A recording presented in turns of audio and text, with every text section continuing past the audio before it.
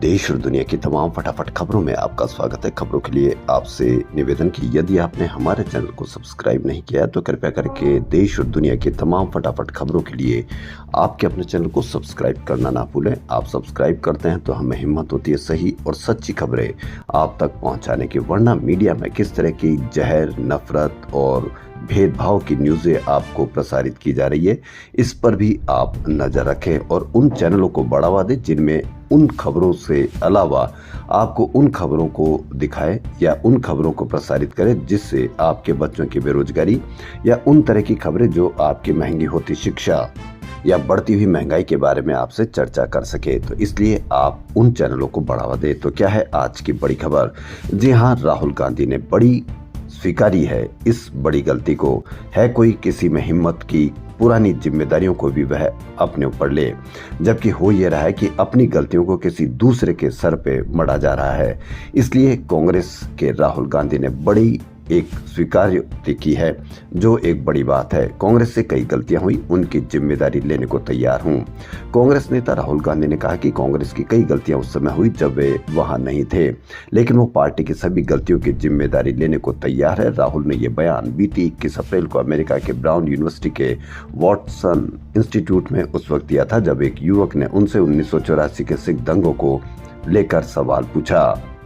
इसी बीच कांग्रेस ने केंद्र सरकार पर जाति जनगणना को लेकर दबाव बढ़ाने के लिए राज्य इकाइयों से कहा है कि वह सामाजिक न्याय अभियान शुरू करे। पार्टी महासचिव के.सी. वेणुगोपाल ने सभी प्रदेश इकाइयों को सर्कुलर जारी किया है। जी हां, बड़ी खबर, कांग्रेस अब जाति जनगणना को लेकर एक एक्शन मोड में है और बड़ी आर पार की लड़ाई लड़ने के मूड में है, क्योंकि राहुल गांधी ने कई समय से जाति जनगणना को लेकर बड़े अभियान चलाए थे और बड़ा आरोप लगाया था कि इससे ही जिसकी जितनी हिस्सेदारी उसकी होगी उतनी भागीदारी। तो अब देखना यह है कि राहुल गांधी कितने जबरदस्त तरीके से राहुल गांधी और उनकी टीम भाजपा को इस समय जाति जनगणना को लेकर घेर पाती है। वहीं उत्तराखंड के चमोली जिले में स्थित बद्रीनाथ धाम के कपाट रविवार सुबह 6 बजे खुल गए। सबसे पहले मंदिर के मुख्य रावल ने बद्रीनाथ जी के गर्भगृह से देवी लक्ष्मी की प्रतिमा निकालकर वापस उनके मंदिर में विराजमान किया। फिर भगवान कुबेर और उद्धव जी को गर्भगृह में बैठाया, यानी बद्रीनाथ धाम के कपाट खुले। भारत ने जम्मू के रामबन स्थित बगलिहार बांध में चिनाब नदी के पानी को रोक दिया है। इससे पाक के सियालकोट में चिनाब नदी के पानी का लेवल गिर गया है और 6 फीट तक यह गिरकर 22 फीट पर रह गया है। देश की सबसे बड़ी मेडिकल प्रवेश परीक्षा नीट यूजी 2025 रविवार को कड़ी निगरानी बीच देश के 5400 और 14 अंतर्राष्ट्रीय केंद्रों पर हुई। इसके लिए पंजीकृत 22,70,000 लाख में से 20,80,000 छात्र परीक्षार्थी शामिल हुए। विशेषज्ञों ने बताया कि इस बार नीट में अब तक का सबसे कठिन पेपर आया। प्रश्न ट्रिकी थे, ऐसे में हाई स्कोर करना बड़ा कठिन होगा। दूसरी ओर पिछली बार पेपर लीक और अन्य अनियमितताओं के चलते इस बार एनटीए ने जिला, राज्य और केंद्रीय स्तर पर निगरानी की और निगरानी के बाद भी यदि पेपर लीक या इस तरह की कोई घटना हो जाती है तो ये बड़ा सवालिया निशान लगेगा। वहीं एनटीए ने फर्जी पेपर बेचने का दावा करने वाले 106 टेलीग्राम व 16 इंस्टाग्राम चैनल के खिलाफ कार्रवाई की है। वहीं एक जगह यानी इंदौर में लाइट चली गई तो वहां मोमबत्ती के उजाले में भी परीक्षार्थियों को परीक्षा देनी पड़ी। भारतीय प्रौद्योगिकी संस्थान खड़गपुर के हॉस्टल के कमरे में रविवार को बीटेक छात्र का शव फंदे से लटका मिला। आए दिन इस तरह की खबरें देखने को मिलती है, लेकिन हम इस पर चर्चा करने के बजाय हम चर्चा किस पर करते हैं, ये मीडिया आपको बताता है कि किस पर चर्चा करनी चाहिए और आप भी उसी मीडिया के द्वारा बताए गए टॉपिक पर विशेष पर आप टिप्पणियां करते हैं, चर्चा करते हैं, जबकि चर्चा इस बात की होनी चाहिए कि आईआईटी में पढ़ने वाला छात्र जो सबसे उच्च स्तर की शिक्षा ग्रहण करता है, सबसे उच्च स्तर के पैकेज ग्रहण करता है, उसके बावजूद भी आए दिन इस तरह की मौत क्यों होती है? कितना दबाव या कैसा दबाव है, इस पर भी आप चर्चा करें तो ज़्यादा उचित होगा।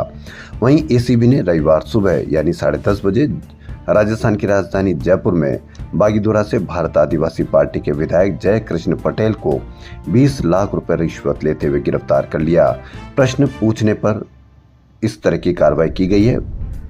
जी हां, विधायक जय कृष्ण पटेल ने सवाल वापस लेने के लिए प्रोसेस किया था। जानकारी विधानसभा अध्यक्ष वासुदेव देवनानी तक पहुंच गई है। सीबीएसई ने रिजल्ट के बाद छात्रों सहूलियत के लिए उत्तर पुस्तिका की फोटोकॉपी उपलब्ध कराने की सुविधा दी है। अमेरिकी राष्ट्रपति डोनाल्ड ट्रंप ने फिर यू टर्न लिया है। एक न्यूज चैनल को इंटरव्यू में ट्रंप ने कहा कि मैं तीसरी बार राष्ट्रपति पद का चुनाव नहीं लड़ूंगा। रिपब्लिकन पार्टी की ओर से वर्तमान उपराष्ट्रपति जेडी वेंस और विदेश मंत्री मार्को रूबियो उम्मीदवार हो सकते हैं। अमेरिकी नागरिकों को संविधान के तहत मिले अधिकारों पर ट्रंप ने कहा इन्हें चुनौती दी जा सकती है। ग्रीनलैंड पर उन्होंने कहा कि अमेरिका को सुरक्षा के लिए यहां पर कब्जा करना होगा, इसके लिए सैन्य कार्रवाई भी कर सकते हैं। केंद्र सरकार ने अंतर्राष्ट्रीय मुद्रा कोष के एग्जीक्यूटिव डायरेक्टर केवी सुब्रमण्यम की सेवाएं उनके 3 साल के कार्यकाल से 6 महीने पहले समाप्त कर दी। सुब्रमण्यम के इस्तीफे के कारणों की आधिकारिक घोषणा नहीं की गई है। हालांकि माना जा रहा है कि सुब्रमण्यम ने IMF के डेटा सेट पर सवाल उठाए थे जो संगठन को रास नहीं आया। जम्मू कश्मीर के रामबन जिले में रविवार को एक गंभीर हादसा हुआ। सेना का ट्रक फिसलकर 700 फीट गहरी खाई में गिर गया, जिससे 3 जवानों की मौत हो गई। यह हादसा नेशनल हाईवे 44 पर बैटरी चश्मा के पास सुबह 11:30 बजे हुआ। इजराइल के तेल अवीव के बेन गुरियन इंटरनेशनल एयरपोर्ट पर रविवार को यमन से बैलिस्टिक मिसाइल हमला हुआ, जिसमें 6 लोग घायल हो गए। कई लोगों को बंकर में शरण लेनी पड़ी। हवाई अड्डे की सभी उड़ानें अस्थायी रूप से रद्द कर दी गई है। इजरायली सेना हमले का जवाब देने की तैयारी कर रही है। मिसाइल टर्मिनल 3 पार्किंग के पास सड़क पर गिरी थी। गोवा के उत्तरी जिले के श्री लहराई देवी मंदिर में शनिवार को हुई भीषण भगदड़ में 6 लोगों की मौत और 80 लोगों के घायल होने के बावजूद रविवार को मंदिर की पारंपरिक रस्में जारी रही। शनिवार तड़के शिरगांव गांव में देवी के प्रसिद्ध होम खांड उत्सव के दौरान हजारों श्रद्धालुओं की भीड़ संकरी गलियों में उमड़ पड़ी थी। बिहार के पटना में मैं 7वें खेलो इंडिया यूथ गेम्स के शुभारंभ की घोषणा करता हूं। प्रधानमंत्री नरेंद्र मोदी के इस वीडियो संदेश के साथ खेल महाकुंभ खेलो इंडिया यूथ गेम्स 2025 का शानदार आगाज हुआ। पाटलिपुत्र स्पोर्ट्स कॉम्प्लेक्स के एथलेटिक्स ग्राउंड में 2000 से अधिक LED लाइट्स व अद्भुत अविस्मरणीय लेजर शो के बीच ओलंपिक एशियाड की तर्ज पर पटना में पहली बार किसी इवेंट का इतना जबरदस्त उद्घाटन हुआ। विदेश मंत्री S जयशंकर ने रविवार को यूरोपीय देशों को 2 टूक संदेश दिया। उन्होंने कहा कि भारत को प्रवचन या ज्ञान देने वाले नहीं बल्कि परस्पर सम्मान और हितों पर आधारित दोस्त चाहिए।